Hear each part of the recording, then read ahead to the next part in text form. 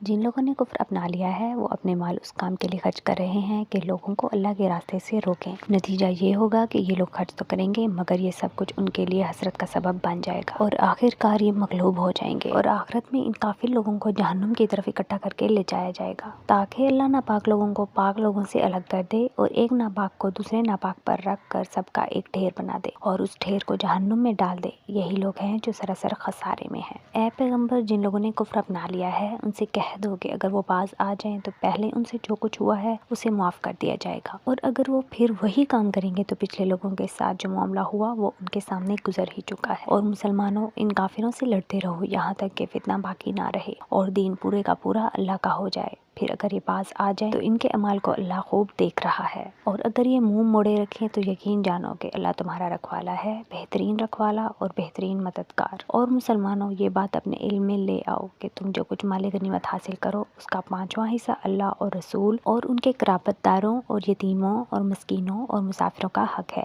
جس کی ادائیگی تم پر واجب ہے، اگر تم اللہ پر اور اس چیز پر ایمان رکھتے ہو جو ہم نے اپنے بندے پر فیصلے کے دن نازل کی تھی، جس دن دو جماعتیں باہم ٹکرائی تھیں، اور اللہ ہر چیز پر قادر ہے۔ وہ وقت یاد کرو جب تم لوگ وادی کے قریب والے کنارے پر تھے اور وہ لوگ دور والے کنارے پر، اور قافلہ تم سے نیچے کی طرف، اور اگر تم پہلے سے لڑائی کا وقت آپس میں طے کرتے تو وقت طے کرنے میں تمہارے درمیان ضرور اختلاف ہو جاتا، لیکن یہ واقعہ کہ پہلے سے طے کیے بغیر لشکر ٹکرا گئے اس لیے ہوا کہ جو کام ہو کر رہنا تھا اللہ اسے پورا کر کے دکھائے، تاکہ جسے برباد ہونا ہے وہ واضح دلیل دیکھ کر برباد ہو، اور جسے زندہ رہنا ہو وہ واضح دلیل دیکھ کر زندہ رہے، اور اللہ ہر بات سننے والا اور ہر چیز جاننے والا ہے۔ اور اے پیغمبر، وہ وقت یاد کرو جب اللہ خواب میں تمہیں ان دشمنوں کی تعداد کم دکھا رہا تھا، اور اگر تمہیں ان کی تعداد زیادہ دکھا دیتا تو اے مسلمانوں تم ہمت ہار جاتے اور تمہارے درمیان اس معاملے میں اختلاف پیدا ہو جاتا، لیکن اللہ نے تمہیں اس سے بچا لیا، یقیناً وہ سینوں میں چھپی باتیں خوب جانتا ہے۔ اور وہ وقت یاد کرو جب تم ایک دوسرے کے مد مقابل آئے تھے تو اللہ تمہاری نگاہوں میں ان کی تعداد کم دکھا رہا تھا اور ان کی نگاہوں میں تمہیں کم کر کے دکھا رہا تھا، تاکہ جو کام ہو کر رہنا تھا اللہ اسے پورا کر دکھائے، اور تمام معاملات اللہ ہی کی طرف لوٹائے جاتے ہیں۔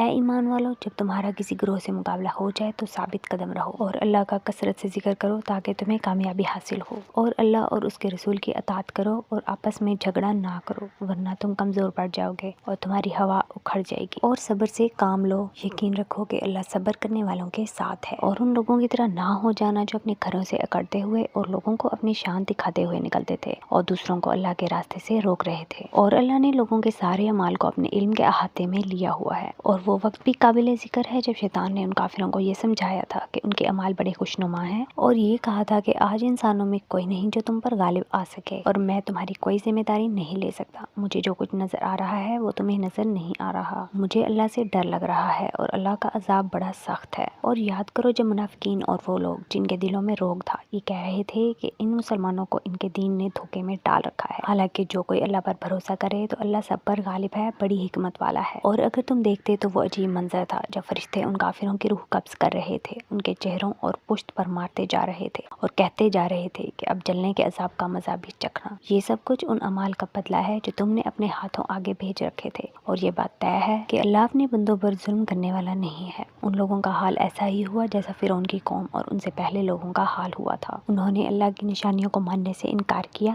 نتیجہ یہ ہوا کہ اللہ نے ان کے گناہوں کی وجہ سے انہیں اپنی گرفت میں لے لیا، یقیناً اللہ کی طاقت بڑی ہے اور عذاب بڑا سخت۔ یہ سب کچھ اس لیے ہوا کہ اللہ کا دستور یہ ہے اس نے جو نعمت کسی قوم کو دی ہو اسے اس وقت تک گوارا نہیں کرتا جب تک وہ لوگ خود اپنی حالت تبدیل نہ کر لیں، اور اللہ ہر بات سنتا ہے، سب کچھ جانتا ہے۔ اس معاملے میں ان کا حال ایسا ہی ہوا جیسا فرعون کی قوم اور ان سے پہلے لوگوں کا حال ہوا تھا، انہوں نے اپنے رب کی نشانیوں کو جھٹلایا، نتیجہ یہ ہوا کہ ہم نے ان کے گناہوں کی وجہ سے انہیں ہلاک کر دیا اور فرعون کی قوم کو غرق کیا، اور یہ سب ظالم لوگ تھے۔ یقین جانو کہ اللہ کے نزدیک زمین پر چلنے والے جانداروں میں بدترین لوگ وہ ہیں جنہوں نے کفر اپنا لیا ہے جس کی وجہ سے وہ ایمان نہیں لاتے، یہ لوگ وہ ہیں جن سے تم نے عہد لے رکھا ہے، اس کے باوجود یہ ہر مرتبہ اپنے عہد کو توڑ دیتے ہیں اور ذرا نہیں ڈرتے، لہٰذا اگر کبھی یہ لوگ جنگ میں تمہارے ہاتھ لگ جائیں تو ان کو سامان عبرت بنا کر ان لوگوں کو بھی تتر بتر کر ڈالو جو ان کے پیچھے ہیں، تاکہ تاکہ وہ یاد رکھیں۔ اور اگر تمہیں کسی قوم سے بدعہدی کا اندیشہ ہو تو تم وہ معاہدہ ان کی طرف صاف سیدھے طریقے سے پھینک دو۔ یاد رکھو کہ اللہ بدعہدی کرنے والوں کو پسند نہیں کرتا،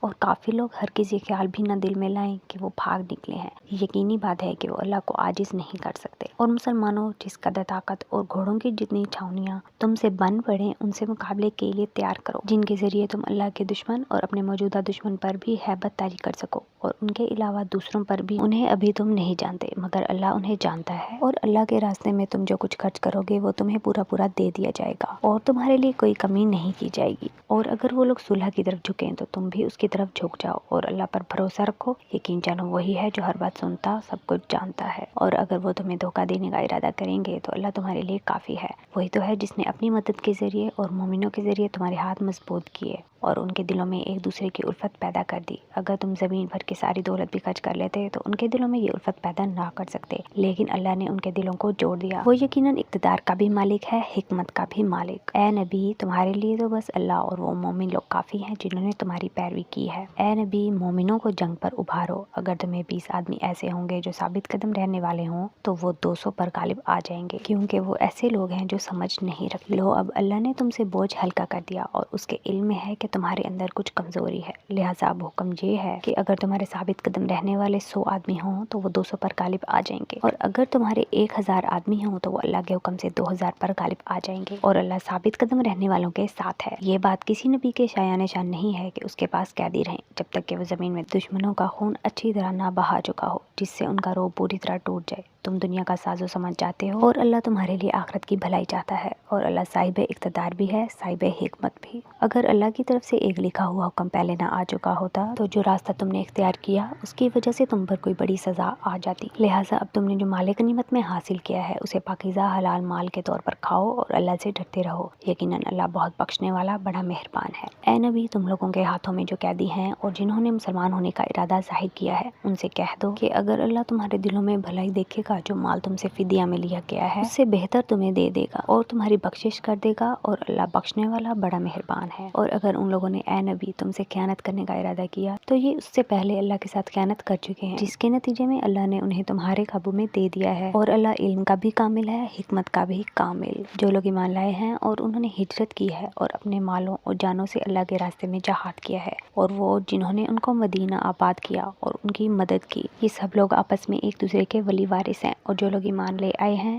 مگر انہوں نے ہجرت نہیں کی، جب تک وہ ہجرت نہ کر لیں، اے مسلمانوں، تمہارا ان سے وراثت کا کوئی رشتہ نہیں ہے۔ ہاں، اگر دین کی وجہ سے وہ تم سے کوئی مدد مانگے تو تم پر ان کی مدد واجب ہے، سوائے اس صورت کے جبکہ وہ مدد کسی ایسی قوم کے خلاف ہو جس کے ساتھ تمہارا کوئی معاہدہ ہے، اور جو کچھ تم کرتے ہو اللہ اسے اچھی طرح دیکھتا ہے۔ اور جن لوگوں نے کفر اپنا رکھا ہے وہ آپس میں ایک دوسرے کے ولی وارث ہیں، اگر تم ایسا نہیں کرو گے تو زمین میں فتنہ اور بڑا فساد برپا ہوگا۔ اور جو لوگ ایمان لے آئے ہیں اور انہوں نے ہجرت کی اور اللہ کے راستے میں جہاد کیا، اور وہ جنہوں نے انہیں آباد کیا اور ان کی مدد کی، وہ سب صحیح معنوں میں مومن ہیں۔ ایسے لوگ مغفرت اور باعزت رزق کے مستحق ہیں۔ اور جنہوں نے بعد میں ایمان قبول کیا اور ہجرت کی اور تمہارے ساتھ جہاد کیا تو وہ بھی تم میں شامل ہیں، اور ان میں سے جو لوگ پرانے مہاجرین کے رشتہ دار ہیں وہ اللہ کی کتاب میں ایک دوسرے کی میراث کے دوسروں سے زیادہ حقدار ہیں، یقیناً اللہ ہر چیز کا پورا علم رکھتا ہے۔